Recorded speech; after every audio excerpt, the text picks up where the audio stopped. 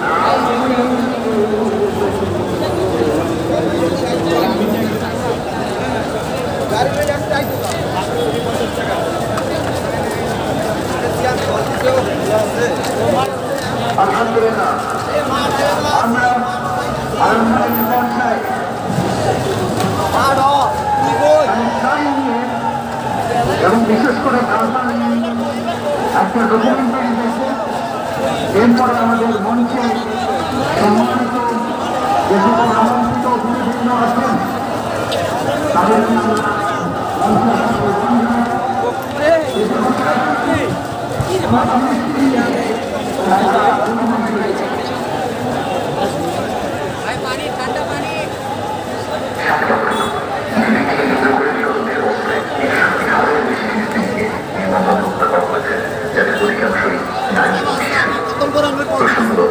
ইসরায়েলের গণহত্যার নিরন্তর ইতিহাস কি ৭৭-এই শুরু? না, একটু পিছন ফিরে দেখা যাক। সাল ১৮৯৭, প্রথম জার্নালিস্ট কংগ্রেস। থিওডর হার্জেল নামে একজন অস্ট্রীয় হাঙ্গেরীয় সাংবাদিক ইউরোপের ব্যাপক অ্যান্টিসেমিটিজমের কথা তুলে ফিলিস্তিনের একটি ইহুদি মাতৃভূমি প্রতিষ্ঠার কথা বলে আসছেন। এই কংগ্রেসে নেতৃত্ব দিচ্ছেন তিনি। এর আলাদা বিশেষ সালে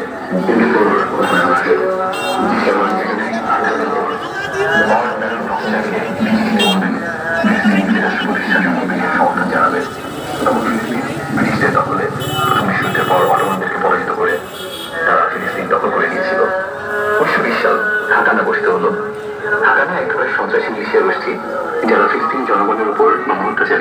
জমি দখল করে একটি ইহুদি রাষ্ট্র প্রতিষ্ঠার কাজ শুরু করতে চাচ্ছিল। 1936-এ ফিলিস্তিনি ইহুদি অভিবাসন বেড়ে প্রায় 3.5 লাখে দাঁড়ায়, যার ফলে ইহুদিরা ফিলিস্তিনের মোট জনসংখ্যার 3% থেকে বেড়ে 30% পৌঁছেছে। এই ব্যাপক জনসংখ্যা পরিবর্তনের কারণে ফিলিস্তিনি জনগণের উপর প্রতিটি তারা দেখলেন জীবিকাটা সবকিছু আছে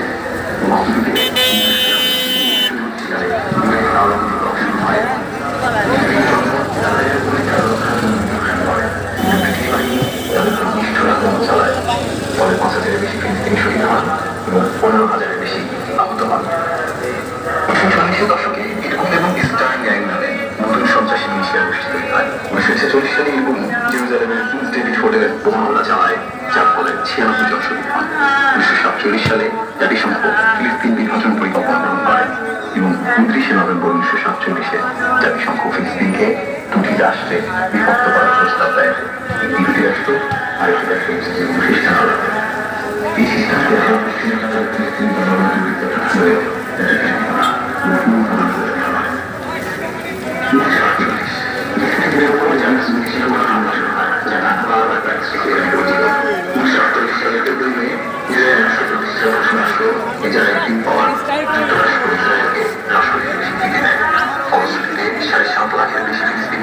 তাদের নিজের মাতৃভূমি থেকে উৎখাত করা হয়, বাড়িঘর ছিনিয়ে নেওয়া হয়, ধ্বংস করা হয় এবং হাজার হাজার লক্ষ লক্ষ ফিলিস্তিনি শরণার্থী শিবিরে আশ্রয় নিতে বাধ্য হয়। 1950 সাল ইসরায়েলের নেসাত ল অব রিটার্ন আইন পাশ করে, যা বিশ্বের যে কোনো ইহুদিকে ইসরায়েলে বসবাসের অধিকার দেয়। কিন্তু সেই একই অধিকার এই ফিলিস্তিন যাদের জমি, যাদের মাতৃভূমি, তাদের কাছ থেকে সম্পূর্ণ কেড়ে নেওয়া হয়। 1951 সালে ইসরায়েল গাজার উপর প্রথম বড় আক্রমণ চালায়। 1956 সালে সুয়েজ ক্যানেল ইস্যুতে যখন সারা পৃথিবী মিশরের দিকে তাকিয়ে, ঠিক তখনই ইসরায়েল জুমের নামে খান ইউনিস এবং রাফায়েল মোট হত্যাকাণ্ড চালিয়ে কমপক্ষে 400 ফিলিস্তিনিদের হত্যা করে। 1967 সালে আরব ইসরায়েল যুদ্ধের সময় ইসরায়েল আকস্মিক আকাশ আক্রমণ চালিয়ে প্রায় 20,000 আরবকে হত্যা করে এবং অবৈধভাবে ওয়েস্ট ব্যাংক, পূর্ব জেরুজালেম এবং গাজা দখল করে এবং 4 লক্ষ ফিলিস্তিনিকে ওয়েস্ট ব্যাংক থেকে বের করে দেওয়া হয়। ইসরায়েলি দখলদারের সংখ্যা বেড়ে দাঁড়ায় 6 লাখ। 1983 সালে ইসরায়েল খ্রিস্টান জঙ্গি সংগঠন ফালাস্তিনের সাথে জোট বেঁধে বৈরুতের ফিলিস্তিনি শরণার্থী শিবির অঞ্চলগুলোতে হামলা চালায়, যেখানে তারা প্রায় 3,000 ফিলিস্তিনিকে হত্যা করে। 1987 থেকে 1997 উপযুক্তি সংগঠন হয়, যেখানে ফিলিস্তিনি জনগণ জাতির রক্ষার জন্য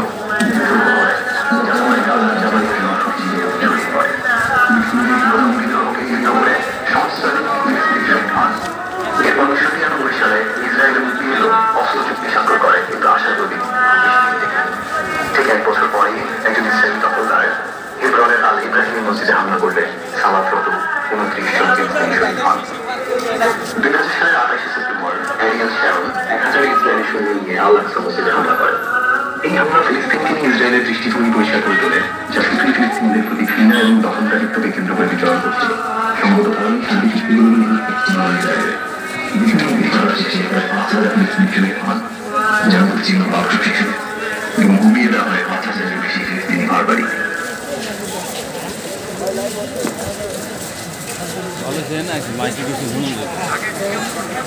আসসালামু আলাইকুম। আপনাদেরকে অনুরোধ করছি, আমরা এখানে গাজার মজলুম মুসলমানদের পক্ষে আমাদের মনের আবেগ প্রকাশ করার জন্য এসেছি। আমরা পৃথিবীর কাছে আপনাদেরকে অনুরোধ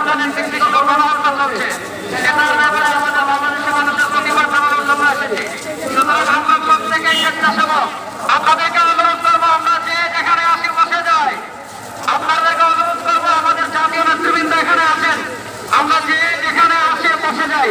আমরা এখনই আমাদের জাতীয় নেতৃবৃন্দকে আমরা আমাদের স্টেজে ডেকে নেব।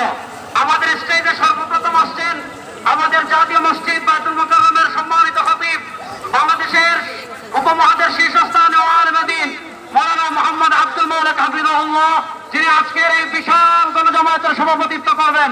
হযরতকে আমরা স্টেজে আসার জন্য অনুরোধ করবি। নারায়ে তাকবীর।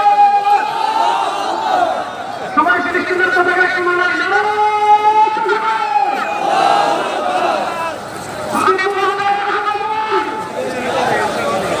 ফিলিস্তিন, ফিলিস্তিন, ফিলিস্তিন, ফিলিস্তিন।